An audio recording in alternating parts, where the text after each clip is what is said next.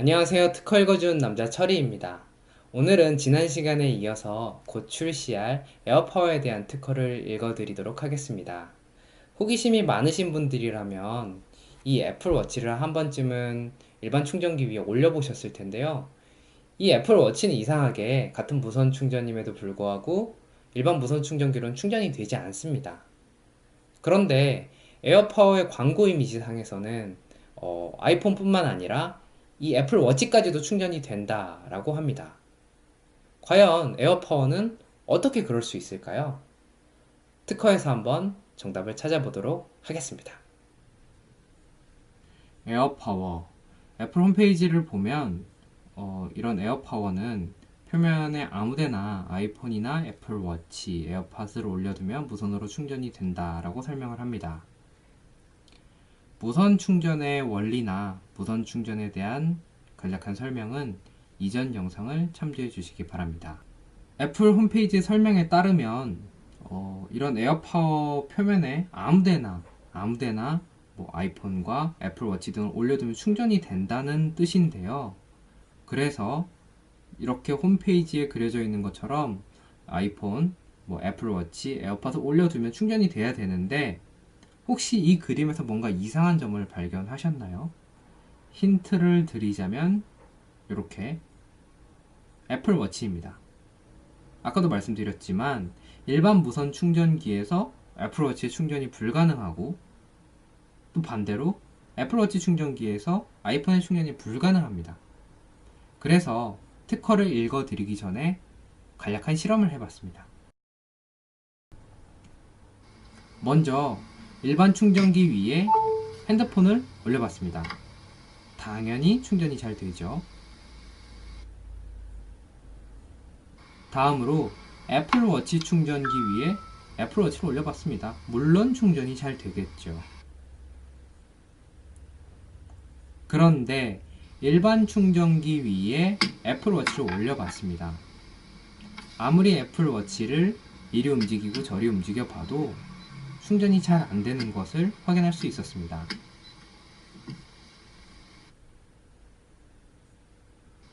이거랑 비슷하게 워치 충전기에서 아이폰도 충전이 되지 않는다는 결과를 얻을 수 있었습니다.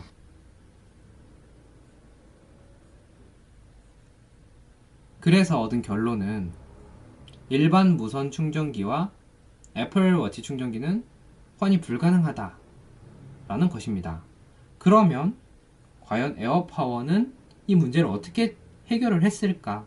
과연 어떻게 핸드폰과 애플워치 둘 다 충전을 할 수 있을까? 궁금하지 않으신가요? 설마 그간 애플의 행보와 같이 아이폰용 에어파워와 애플워치용 에어파워 이렇게 따로 두 장을 사서 충전을 해야 할까요? 그런 건 아니겠죠? 그래서 특허를 읽어보기로 했습니다. 과연 애플은 에어파워에서 이 문제를 어떻게 해결했을까 궁금해서 특허에서 그 답을 찾아보기로 했습니다. 첫 번째 가설은 두 층의 코일을 사용하는 것입니다. 무슨 뜻이냐 하면 에어파워 안에 이렇게 빨간색으로 표시된 것 같은 송신기 코일 배열과 주황색으로 표시된 것 같은 송신기 코일 배열이 들어가서 각각 서로 다른 장치를 충전하도록 하는 것입니다. 뭐 예를 들어서 이렇게 빨간색으로 표시된 제1송신기 코일 배열은 3212번으로 표시된, 그러니까 빨간색으로 표시된 디바이스를 충전하도록 하고, 주황색으로 표시된 제2송신기 코일 배열은 주황색으로 표시된 3216번으로 표시된 디바이스를 충전하도록 하는 것입니다. 간단한 구조죠. 특허를 읽어보면 앞서서 설명드린 것처럼 제1송신기 코일 배열은, 그러니까 빨간색 송신기 코일 배열은 빨간색 디바이스를 충전하도록 하고, 주황색 송신기 코일 배열은 주황색 디바이스를 충전하도록 한다. 이렇게 써 있습니다. 근데 그냥 디바이스의 크기를 놓고 보면 3216번, 그러니까 주황색으로 표시된 게 애플워치여야 크기가 맞는 것이고, 3212번, 그러니까 빨간색으로 표시가 된 게 아이폰이어야 맞을 텐데 송신기 코일 배열을 따져보면 빨간색 디바이스를 충전하기 위한 송신기 코일 배열은 좀 듬성듬성하고 주황색 디바이스를 충전하기 위한 송신기 코일 배열은 빡빡합니다. 그런데 아이폰이 뭐 애플워치보다 중요한데 송신기 코일 배열은 애플워치용을 더 빡빡하게 했다? 그건 좀 이상하잖아요. 그래서 특허를 좀 더 읽어봤습니다. 특허에서는 빨간색 디바이스가 스마트워치이고 주황색 디바이스가 스마트폰이다. 뭐 이렇게 설명을 합니다. 뭐 애플이 아이폰보다 큰 스마트워치를 출시할 계획이 있는 걸까요? 뭐 그럴 것 같진 않지만 뭐 이거는 그냥 예시적인 도면이라 빨간색 디바이스가 그냥 스마트워치이고 그래서 좀 듬성듬성한 송신기 코일 배열이 애플워치를 충전하기 위해서 구성될 수 있고 그 다음에 좀 빽빽한 송신기 코일 배열 그러니까 제2송신기 코일 배열이 휴대폰을 충전하기 위해서 배치될 수 있다 이렇게만 생각하시면 될 것 같습니다. 두 번째 가설은 하나의 층에 두 가지 종류의 코일을 사용하는 것인데요. 그림에서 볼 수 있듯이 빨간색으로 표시된 송신기 코일하고 주황색으로 표시된 송신기 코일은 사이즈가 좀 다릅니다.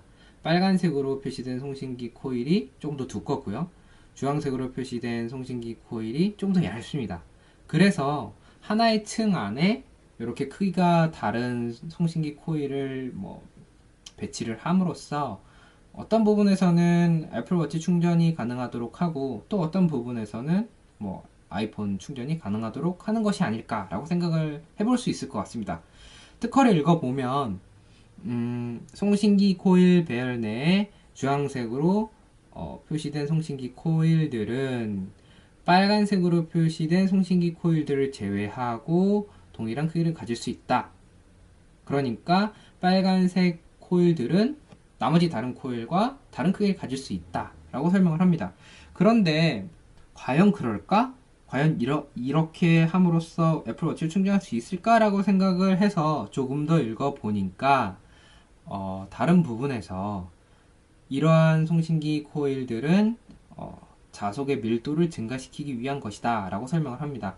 무슨 뜻이냐 하면 에어파워의 이 가장자리 부분에 있는 곳에서는 코일들의 배치된 밀도가 중심부나 다른 부분에 비해서 떨어지니까 그런 가장자리 부분에는 조금 더 큰 코일을 배치를 해서 충전이 잘 안 되는 현상을 방지하겠다. 이런 뜻입니다. 그래서 결론이 뭘까요? 와!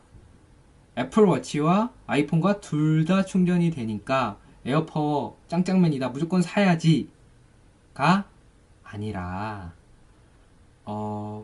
애플워치와 같은 소형 디바이스들은 에어파워의 특정 위치에서만 충전될 수도 있다 라는 것입니다. 이렇게 지금 화면상에 주황색으로 표시된 부분과 같은 데에서만 충전이 될 수도 있지 않을까 라고 추측을 해볼 수 있습니다. 왜냐하면 앞에서 본 것처럼 애플워치 충전을 위한 송신기 코일들은 좀 듬성듬성하게 배치가 되니까 그럴 수도 있겠죠.